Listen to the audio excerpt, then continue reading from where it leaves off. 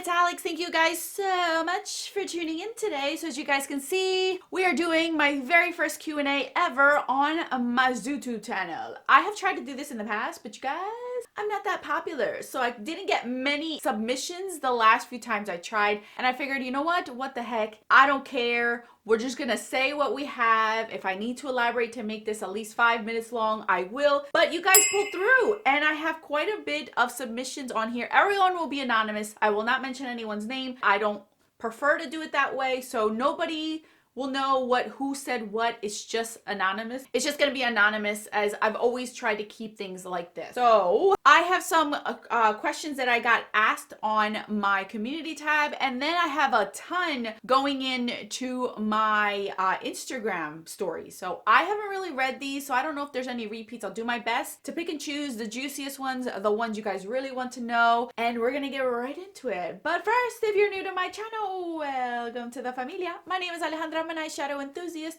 with a dash by Japan. That is something that interests you. Subscribe, join us, and now without further ado, let's get on with this Q&A. If you are new to my channel, you may not know, I do not share my family on any social media. I always block out my kids' names. I don't ever say my kids' names, Mr. Man's name. I don't show faces. It's just a decision that I decided to make just to keep my life separate from YouTube. I didn't want to mesh everything together. I always see it become a mess with celebrities. Not that I'm a celebrity, but I like to keep it separate. Just keep it separate. Just like if I had a normal 9-to-5 job, I would keep my job at my job and my home and my home. So that way you can relax your mind, basically. So we're gonna get on question number 1. It says here, I know you mentioned going back to work once all your kiddos are in school. What kind of work did you used to do? What kind of work would you want to do now? Obviously, once COVID is gone. So what I used to do, I have a degree. I have a bachelor's in science in business. I don't want to specifically say what I did, but I'll let you guys know I worked with numbers. I worked with companies that I literally had checks in my hands for $1 million all the way down to $2. So I did a lot with numbers, accounts, things of that nature. I will say that one of the accounts that I used to help out with in what I did was the famous Miss America organization. I did a lot for them. I don't want to say exactly what because of privacy reasons and things. So I did have a lot to do with them before the whole scandal happened, before the CEO and everything. I mean, I'm talking about, I've been out of work almost 4.5 years at this point. So it was way before that. But I love what I did, mainly because I'm really good with numbers. I suck at remembering people's name, but I will remember your phone number. I will remember your home address and all that number situation. But as far as names, I suck at them. Suck at them. I'll remember faces, but not names. This specific job that I did, I will always be able to find a job in, which is awesome, and that's why I went for it. But I've always wanted to do a different job, and me and Mr. Man had taken, we actually sat down, and I don't want to say exactly what I'm going to be doing because I don't want to put it out there and then it doesn't happen, and then I'm like, I ate my words. But I am planning on changing my career, but it's good. I think it'll work out for our family. I've always wanted to do it anyway. I'm just hesitant on saying it because of everything going on in the world. I don't want to say it and then I don't do it and then I regret it. So that's all I can say for now. I promise you guys, once things start to roll in, I will say what I will be doing because it's not going to be a secret. And I'll say what I used to do because I don't want to say it now if I'm stuck doing it still. For privacy reasons, as you guys know. Next one, now that I've taken a bunch of time, I'm not sure if I'm late, but how do you schedule your filming times with being a mama? Do you set aside specific times to film or you just do it when you can? This is something I'm constantly getting asked, which is a very good question. So I'm going to give you guys one main thing that I always do, and that's just something that I learned because the last 2 years of my career before I actually had to quit, I worked at home. I worked from home and I had to learn how to delegate my time. Main thing is time management, you guys. You have to time manage. You can't just wing it. And I only wing certain things, but I really do time management. I make sure that I make the time for the things that I want to do. If I want to work out, I'm going to make that time. Because I love doing this and I enjoy it, I make the time. Now, I very rarely do I ever take time away from my family to do YouTube, believe it or not. it works because my family is very active. We are not individuals that just sit around and just hang around.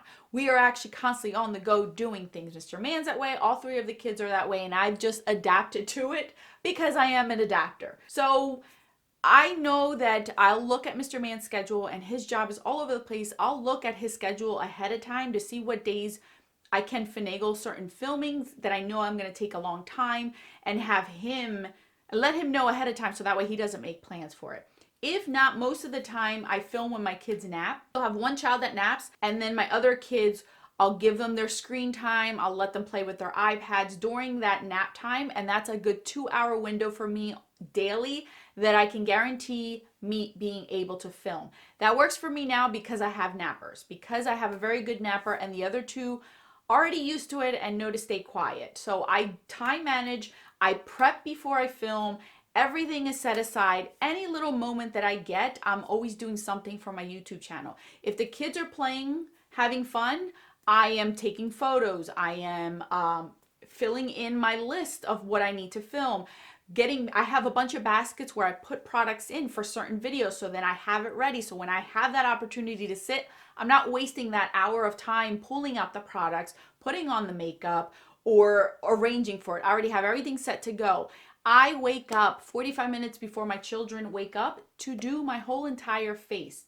That's my time, that's my relaxed time, and I already have my makeup done for when I am ready to film. So right now it is 12:30 in the afternoon. It's right now Mr. Man's doing school with my son. So I already had told him, you do school for the second half. I already did the first half so I can sit and film.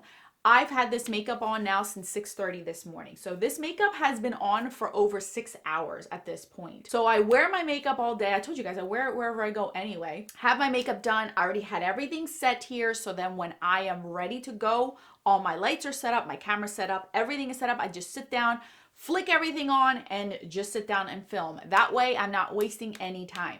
But seriously, you guys, plan ahead.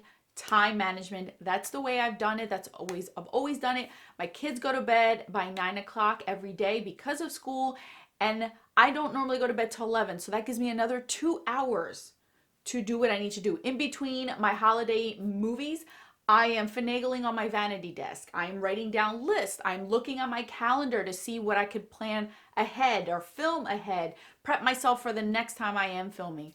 I'm always taking video shots of products. I'm posting on Instagram. I'm trying to be a little bit more active on Instagram. Guys, it all works out because of 3 things. I plan, I time manage, and I want to do it. If you want to do anything, you can do it. It's just you have to take that time and make it work for your family. I don't take away from my kids. I don't neglect any of my household things. And yes, there are moments where I just wing it. Not everything is planned. I wing things quite often lately, but it's still kind of planned. It's still already prepped because I know I can wing certain things, so then I know those can be just winging it, Alex. So that's how I do it. I'm gonna try to go quicker because I know I'm taking forever. Anyway, next question. As this year wasn't the greatest, what's your favorite memory of 2020? Honestly, my favorite memory is the fact that we were able to, as I mentioned, we were a very active family, always on the go, always doing something within sports, within school, within instruments, whatever the case may be. I love the fact that we were able to be home together every day for a while. And that's something that I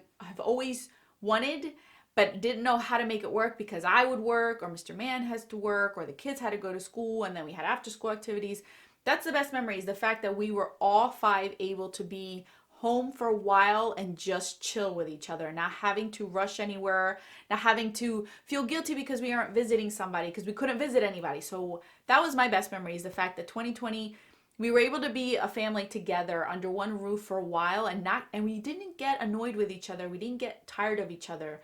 We still were able to coexist and know that this is going to work for us. Like, it didn't hinder Mr. Man and I relationship. It only made us stronger. Same thing with the kids. So that's my favorite memory. Next one, have you always lived in New Jersey? Is that where you met your hubby? I think you mentioned this was your childhood sweetheart, maybe. So Mr. Man and I have never always lived in New Jersey. I wasn't born in Jersey. I was born on the other side of this country, and my family flew over here for job reasons to New Jersey. Mr. Man was born and raised in Jersey, so he's always been here. I have not. I am first generation Latina. He is not. So it's a very, very different as far as raising cultures and everything, because I am more part of my culture than he is, because he's more Americanized. But Mr. Man and I were not high school sweethearts. We knew each other and we even worked together before we even started dating, and there was nothing. He had a girlfriend, and during my whole entire high school career, I did not want a boyfriend. I made it very clear I do not want to date anybody during high school, because I saw all the drama that these girls were going through and all the cattiness. I didn't want that. So I made myself a rule that I was not going to date anybody, and I didn't date anybody. For senior prom, I didn't even take a date. I took girlfriends. I went with a bunch of my friends, and that's who I went with prom with. I didn't even have a guy date for my senior prom, you guys. I just wanted to be me, relax, and enjoy it, and I loved every bit of it. There was no drama. There was no cattiness. I got to do whatever I felt like as far as not being tied down to somebody. That wasn't my thing. So Mr. Man and I met in college. It so happened that a friend of mine had wanted to go to a soccer game, and I'm one of those last Latinas that don't like soccer, and here I am married to somebody, and all my kids do soccer now. And he was playing soccer. It so happened he was playing soccer, and I remembered him from high school, and he knew me through my sister. One of my sisters was very popular. I was not the popular kid. Not that I didn't want it to be, honestly. I don't like being center of attention. But she was, so he knew that I was her sister, and it so happened that he needed a ride home from the soccer game. So of course my friend, and I'm with my friends, I'm not by myself, with my friends, and they said, oh, why don't you take him home? We'll take you home. And I'm like, yeah, just volunteer my car. So I ended up taking him home. This was my summer, I was on summer break, because I remember it was like May. Summer break of my freshman year of college. I was home for the summer and I was going to go back in the fall. And we hit it off. After that, we went out for pizza. Our first date was in June, and then that's it. That was history. That was it. We visited each other during college. I transferred over to be closer to home because of something else that was happening at the college that I was. And then we've been together ever since. So I've been with Mr. Man since I was 18 turning 19. So we've been together for 17 and a half years. It's been a long time. No, we were not high school sweethearts. He dated a girl in high school whose best friend liked me, which was all intertwined, but I never dated him either. I told you guys I didn't want to date anybody. All right, the next question is top 5 palettes of 2020. Are you going to get Leo a friend? I will share with you guys top 5 palettes of 2020. That is actually going to be a collab video coming up. If not, I think it already went up. During this whole scheduling, I think it already went up, so I'll put it up in the iCards. I did that already. Am I gonna get Leo a friend? Honestly, you guys, I grew up with multiples. Like, I grew up with 2 dogs and 2 cats all at the same time. I just love Leo on his own. I think he's good, and the reason why I'm not considering getting him a friend is because I have 3 children. That's more than plenty play dates for him to have. He doesn't need any more friends. If I only had 1 child or didn't have any kids, I could see why. But he has plenty of hands to play with him. He has plenty of hands to walk him. He has plenty of hands to lay on. So I don't see us getting Mr. Leo a friend. It's a lot of work, and the reason why we did what we did now and get a pet now is because we are all home, and it works out to train him, to get him adjusted. And if I were to ever get another pet, it would be from a few years from now, and at that point I wouldn't be home often to be able to help that other pet. It wouldn't be fair to that pet. So no, Mr. Leo will not be getting a friend, and if I were to ever get a second pet, it would be when Leo passes. I would probably get a cat because they're a lot easier to deal with. Trust me, I've had many cats, and they chill. They chill. All right, so let me try to answer as many questions as I possibly can, because I'm already getting to the 20-minute mark of this. For my Insta stories, what kind of work does Mr. Man do? Okay, what kind of work does your husband do? I get this a lot. Now, out of respect for him, I can't say what he does. All I can say is a few things, because his job is very detailed, intricate, and specialized. Not many people do this. Not many people do I know. I've only known 1 person in my life that has ever wanted to go to school for this specific type of job, and she doesn't do it. So, and our neighbors who are a doctor and a nurse wouldn't even do it themselves. Let's just say it. Mr. Man's job is something that makes him travel all around the state at any time of the day, any time of the year. wherever we're at, basically. We've even gone on vacation. He has gotten phone calls and they realize he's out of the state, so they can't use him. He does work with other people, so it's not just him. It's like a group of 6-7 individuals, and they're not all men. What else can I say to not say too much? It's very detailed. You have to have a strong stomach for it. I would never do it. I am too much of an empath to do it, and it takes a very special person to do this job. No joke. I sometimes I don't know how he does it. He just thinks about it. This is my job. This is what I have to do, and just move on with it. It's something that he'll be able to do and teach after he retires, which is great because it's very specific. That's all I can say. Even if you guys guess it right, I can't say yes or no. I'm just telling you guys, I just can't. For his security, for his privacy, out of respect for him to not put it out there, because I don't tell anybody what he does unless they specifically ask what he does. It's a blanket that I say. So all I can say is that I couldn't do it. I would never be able to do it.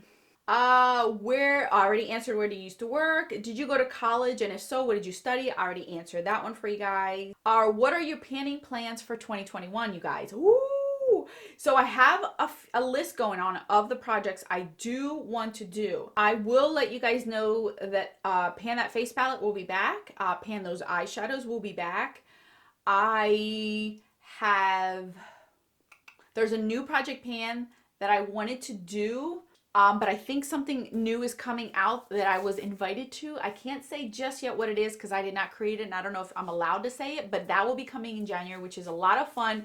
It'll entail my whole entire makeup collection, which is exciting. So I will be doing that, and I want to do more seasonal, shorter project pans. So whatever comes through, I want to pick up. I want to leave a little bit of open window with my project pans, so then if like Cinco de Mayo comes up and there's a project pan for it, I can pick it up without feeling like I'm overwhelmed with things. That's kind of like the idea of my project pans for 2021. How do you handle stress? What calms you down? How do I handle stress, you guys? I wear my stress on my neck and shoulders. I don't wear it in my stomach. Like, I feel it on my neck and shoulders when I'm tense, when I am stressing out.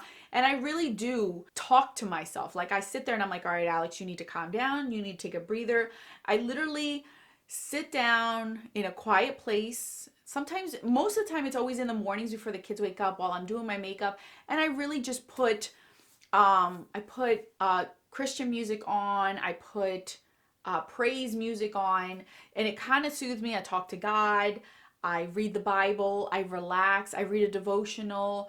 That really does calm me a lot. I take walks, helps tremendously. That's another thing. I love to take walks, and I'll listen to relaxing music like instrumental music or my praise music, or I'll listen to something on there that'll calm me, take my mind off of things, and I'll just sit back. And I really do take that step to relax. And I know when I am stressed out and I'm tensed out, my body physically feels it. Mr. Man can feel it.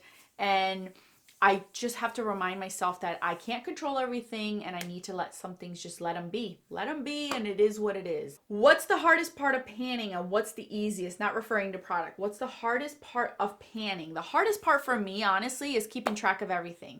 Remembering to keep track of photos and things, and one of the hardest things about panning is editing those videos, you guys. As much as they're awesome to see and I love the end result, oh my goodness, the hours that I put into my project pan videos and editing is a lot.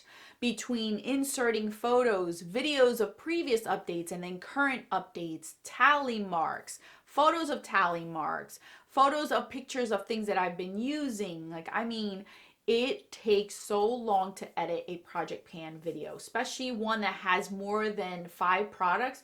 It takes me a very, very long time. It takes me a lot of equipment between external hard drives, my camera photos, videos, and everything. I think that's the hardest thing for panning, is the editing of it. At least my editing skills. What is the easiest? What's the easiest part of panning?